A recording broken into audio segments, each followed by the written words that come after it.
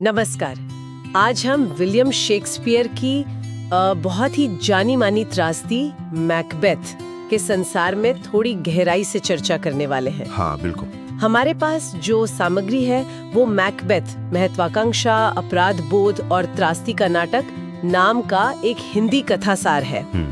तो हमारा इरादा सिर्फ कहानी सुनाना नहीं है, बल्कि इस साल से जो मुख्य बातें निकलती हैं, जैसे महत्वाकांक्षा, अपराध बोध और शायद वो किस्मत वाली बात, उनको समझना है। हाँ, नियति का सवाल। कहानी शुरू होती है स्कॉटलैंड में। युद्ध का मैदान है और एक बहादुर योद्धा मैकबेथ, उसको कुछ ऐसी बातें पता चलती हैं जो उसकी पूरी जिंदगी बदल देती हैं। हाँ, होता यह है कि युद्ध जीतने के बाद मैकबेथ और उसका साथी है बैंको, उनका सामना होता है 3 रहस्यमयी चुड़ैलों से। अच्छा। और इससे ठीक पहले राजा डंकन मैकबेथ की बहादुरी से इतने खुश होते हैं कि वो उसे थेन ऑफ कैवडोर का खिताब देने का फैसला कर लेते हैं। थेन ऑफ कैवडोर, ये बड़ा सम्मान था उस समय, है ना? बहुत बड़ा। स्कॉटलैंड में राजा के बाद एक बड़ा सामंती पद था ये। तो हाँ, ये बहुत बड़ी बात थी उसके लिए। और फिर आती हैं वो भविष्यवाणियां। चुड़ैलें कहती है हाँ कि मैकबेथ पहले कैवडोर का थेन बनेगा, जो फौरन सच हो जाता है। बिल्कुल। फिर राजा बनेगा, और ये भी कि बैंको के वंशज राजा बनेंगे। तो ये जो सार हम देख रहे हैं, इसमें ये बात साफ दिखती है कि जैसे ही पहली भविष्यवाणी सच हुई, मैकबेथ के मन में वो जो महत्वाकांक्षा का एक छोटा सा बीज था, उसे जैसे खाद पानी मिल गया। हाँ बिल्कुल, वो बढ़ने लगा। और यहीं पर, जैसा ये सार भी बताता है, लेडी मैकबेथ की भूमिका बहुत दिलचस्प हो जाती है। हाँ, उनका किरदार तो बहुत मजबूत दिखाया गया है।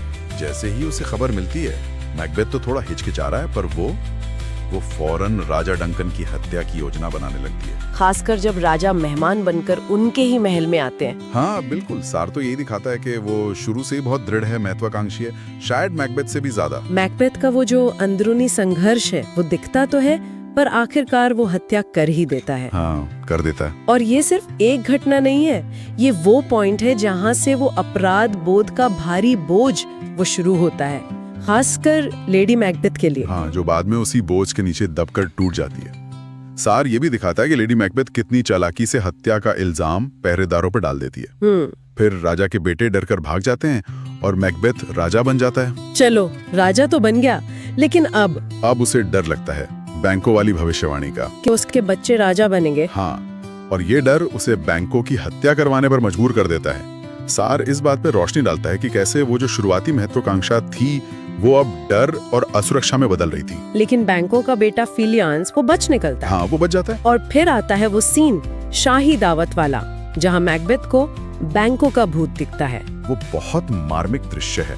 ये सिर्फ एक डरावना पल नहीं है, सार इसे मैकबेथ के मानसिक पतन का और उसकी पब्लिक इमेज बिगड़ने का एक टर्निंग पॉइंट बताता है। हाँ, उसका पूरा संयम टूट जाता है सबके सामने। लेडी मैकबेथ किसी तरह संभालती है उस वक्त तो। हाँ, वो कोशिश करती है। लेकिन इसी डर और अनिश्चितता में मैकबेथ फिर से जाता है उन चुड़ैलों के पास दोबारा। हाँ, और इस बार नई भविष्यवाणियां मिलती हैं जो उसे लगभग अजेय महसूस कराती हैं। क्या कहती हैं वो इस बार? कि मैकडफ से सावधान रहो, पर कोई भी औरत से जन्मा आदमी उसे मार नहीं सकता, और जब तक बिरनाम जंगल खुद चलकर महल तक ना आए, वो सुरक्षित है। तो ये सुनकर तो और ज्यादा अति आत्मविश्वासी हो जाता है और क्रूर भी। सार दिखाता है कि कैसे इन अधूरी अस्पष्ट चेतावनियों ने उसे बिल्कुल बेपरवाह बना दिया। हाँ, तभी तो वो मैकडफ के इंग्लैंड जाने पर उसके पूरे परिवार की हत्या करवा देता है। ये उसकी क्रूरता की हद थी। बिल्कुल। लेकिन दूसरी तरफ इसी सार में लेडी मैकबेथ का अपराधी बोध बहुत गहराई से दिखाया गया है। हाँ, वो नींद में चलना, वो हाथों से खून के धब्बे धोने की कोशिश करना, ये खून के धब्बे क्यों नहीं जा रहे, ये सब उसके अंदर की जो टूट फूट है उसे दिखाता है। और अंत में वो आत्महत्या कर लेती है। हाँ, यहाँ से कहानी अपने अंत की तरफ तेजी से बढ़ती है। मैल्कम यानी डंकन का बेटा और मैकडफ वो इंग्लैंड से सेना लेकर आते हैं। अच्छा। सैनिक आते वक्त बिरनाम जंगल की टहनियों को काटकर ढाल की तरह इस्तेमाल करते हैं। ओहो, तो ऐसा लगता है जैसे जंगल चल रहा है। बिल्कुल। तीसरी भविष्यवाणी पूरी। सार के हिसाब से ये जैसे प्रकृति का अपना न्याय था। और फिर मैकबेथ और मैकडफ का आमना सामना। मैकबेथ को अब भी लगता है कि उसे कोई मार नहीं सकता। हाँ, उसे वो भविष्यवाणी याद है, लेकिन तभी मैकडफ बताता है कि उसका जन्म वो सामान्य तरीके से नहीं हुआ था, माँ के पेट से चीरा लगाकर, मतलब सी सेक्शन से हुआ था।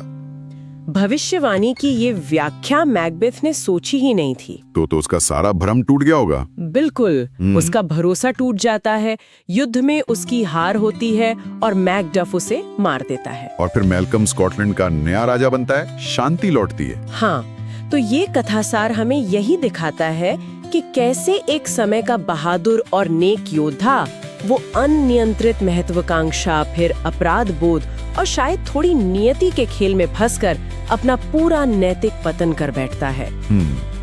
इस सार के विश्लेषण से मुझे तो यही समझ आया कि सत्ता की भूख और बस एक गलत कदम वो अपराधों की एक ऐसी चेन रिएक्शन शुरू कर सकता है जो आखिर में इंसान को खुद ही खत्म कर देती है। सही बात है। और लेडी मैकबेथ की भूमिका जैसा सार में दिखाया गया है, वो इस आग को हवा देने में बहुत बहुत अहम थी। हाँ, वो भी एक बड़ा पहलू है। और हम अपने श्रोताओं के लिए ये सवाल छोड़ सकते हैं कि क्या ये भविष्यवाणियां वाकई किस्मत में लिखी थी, अटल थी, या हमारे चुनाव, हमारे कर्म ही उन्हें सच बनाते हैं? सोचने वाली बात है। अगर मैकबेथ ने उन चुड़ैलों की बातों पर ध्यान ही न दिया होता, तो कहानी का अंत क्या होता? ये एक दिलचस्प सवाल है।